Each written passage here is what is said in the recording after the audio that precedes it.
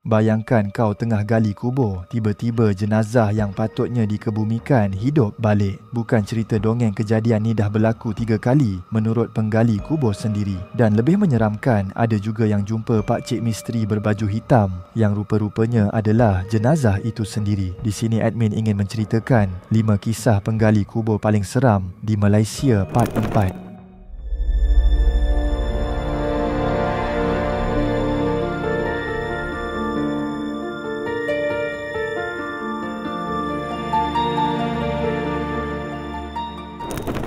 Nombor 5. Jenazah hidup balik.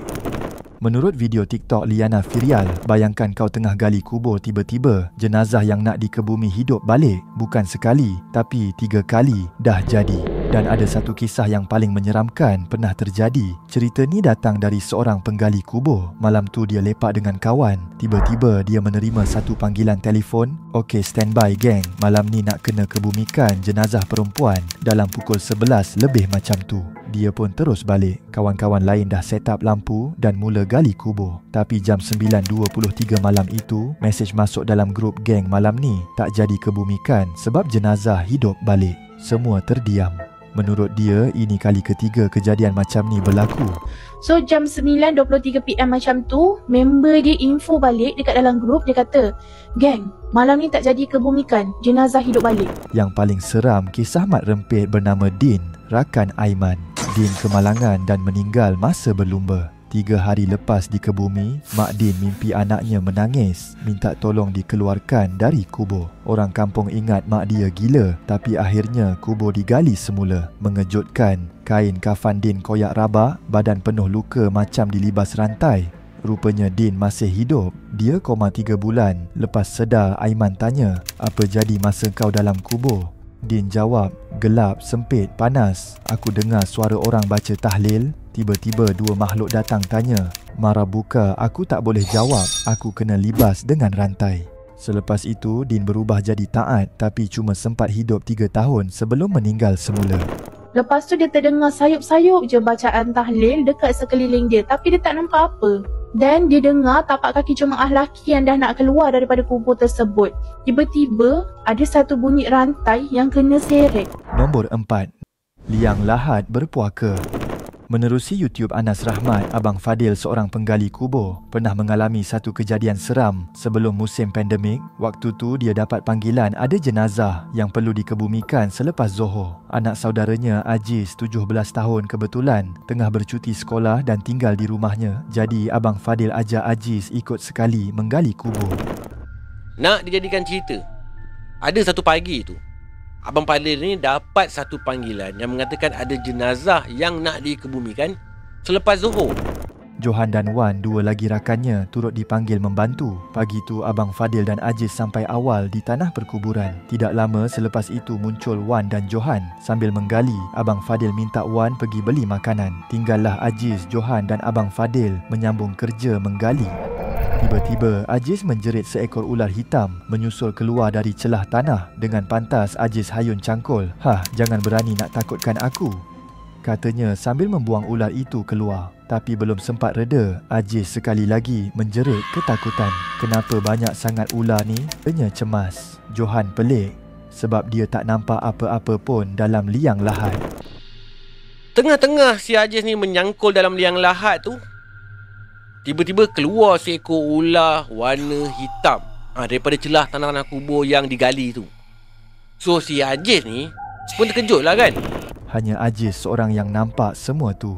Sejak hari tu Aziz mula diganggu mandi nampak ular, makan pun ular, tidur pun ular. Abang Fadil panggil kawannya yang pandai berubat. Malam tu lepas beri air penawar, ustaz tu beritahu Aziz dah bunuh 7 jin tanah kubur tu. Dia bunuh cucu jin tu, mujur nyawa dia tak diambil. Syukurlah selepas dirawat gangguan tu pun hilang. Nombor 3. Apa yang berlaku dalam kubur itu? Menurut sumber The Reporter, pukul 2.30 pagi, seorang penggali kubur terima panggilan untuk uruskan satu jenazah. Bila digali, mereka terkejut kerana cangkul telah terkena sesuatu keras seperti batu dan bunyinya seperti cermin yang pecah. Salah seorang penggali kubur menjerit, "Weh, tu tengkorak ke sebelah tu?" Namun mereka teruskan juga sesi penggalian, tapi semakin dalam mereka menggali sehingga ke liang lahat, tiba-tiba muncul satu benda hitam panjang dan ketika itulah mula terdengar akan satu hembusan nafas kuat seperti ribut dari dalam tanah. Tak boleh kita kambus balik, tempat ni tak sesuai, kata salah seorang pakcik. Kemudian mereka memutuskan untuk mengalihkan penggalian ke lokasi 100 meter tidak jauh. Tapi benda sama muncul lagi, warna hitam, besar, panjang. Tiba-tiba kelihatan seperti kulit keras bercahaya. Itu ular. Menurut cerita pakcik tu, itu mungkin Suyu'aul Aqra, ular raksasa, seperti yang disebut dalam hadis balasan kepada mereka yang tinggal solat. Semua mula menangis, azan dilaungkan. Kelima penggali berdoa bersungguh-sungguh. Tiba-tiba ular tu bernafas kuat dan hilang ke celah bukit. Setengah jam kemudian, mayat tiba. Tapi masa nak turunkan jenazah ke liang, ular tu muncul semula. Orang ramai terus lari. Bila talqin dibaca, tolong kedengaran suara dari dalam tanah diikuti bunyi tulang patah satu demi satu. Nombor 2. Jenazah datang sebelum dikebumi. Menerusi YouTube Shadows Channel, Gani dan Hamsani, dua penggali kubur, diarahkan gali liang sebelum maghrib. Jam hampir 5 petang, langit mula gelap dan tanah akan makin sukar digali. Sedang menggali, mereka terjumpa satu batu besar dan bila dikeluarkan berpuluh ekor ular keluar dari lubang-lubang kecil yang ada. Tidak lama selepas itu, datang seorang pakcik berbaju hitam, wajah bengis. Nak gali kubur buat apa? Tak payah galilah, lambat lagi jenazah tu nak sampai, katanya sinis. Gani cuba jelaskan, tak payah gali? Tak boleh cik, kita orang dah dapat arahan untuk gali sebab nak dikebumikan lepas solat maghrib. Tapi pakcik itu seolah merasa tak puas hati. Ada seorang pakcik berbaju hitam dengan wajah yang bengis menghampiri mereka berdua. Mereka teruskan kerja, tapi pakcik tu datang lagi. Kali ini wajahnya makin hitam, mata merah menyala. Kau jangan ajar aku apa yang baik, apa yang tak baik. Aku punya sukalah nak datang sini nak tengok. Aku nak tengok bila jenazah tu datang, nanti tanah tu nak ke tak nak terima, katanya. Mereka jadi resah. Sekali lagi pakcik itu pun beredar. Lebih mengejutkan bila jenazah sampai dan sebaik wajahnya dibuka, kelihatan sama dengan pakcik misteri yang ganggu mereka tadi, menggigil Gani dan Hamsani. Lepas selesai semua, mereka tanya Tok Imam. Tapi Tok Imam jawab, mana ada pakcik berbaju hitam tadi, kami semua tak nampak sesiapa pun.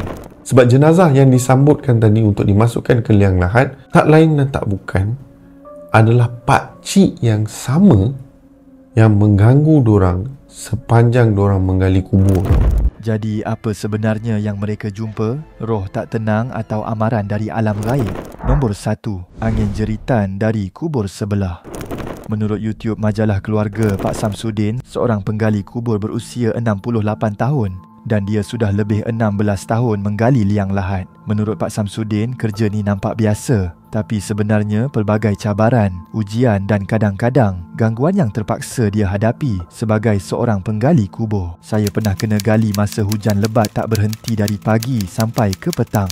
Cerita Pak Samsudin, pernah ada jenazah perempuan berbadan besar yang akan mereka kebumikan. Mereka berempat cuba turunkan, tapi tak larat. Jenazah terlalu berat, tanah pula licin, bahaya kalau runtuh. Akhirnya mereka terpaksa memanggil bomba berpengalaman untuk bantu.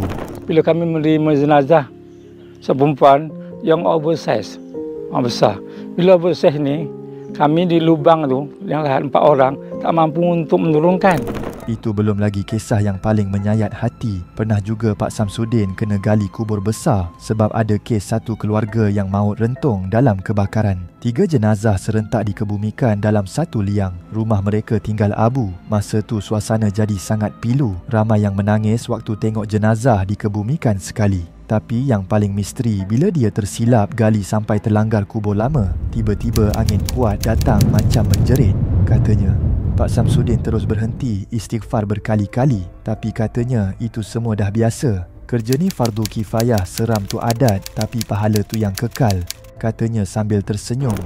Kami gali ke lubang, bila nak trim tu kan, kami terbabas. Babas ke sebelah. Keluarlah satu bunyi. bunyi. Dalam diamnya tanah perkuburan tersimpan 1000 kisah yang menggigilkan jiwa. Dari jeritan angin misteri, ular gaib, jenazah hidup semula hingga makhluk yang muncul menyamar jadi manusia. Semuanya bukan sekadar cerita tapi peringatan tentang alam yang kita tak nampak. Penggali kubur jadi saksi paling dekat pada dunia di antara hidup dan mati. Jom komen beranikah anda untuk meneruskan pekerjaan sebagai penggali kubur. Komen juga kisah penggali kubur part 4 manakah paling seram. Komen juga idea video seterusnya. Komen terbaik akan admin pilih sebagai pemenang giveaway duit.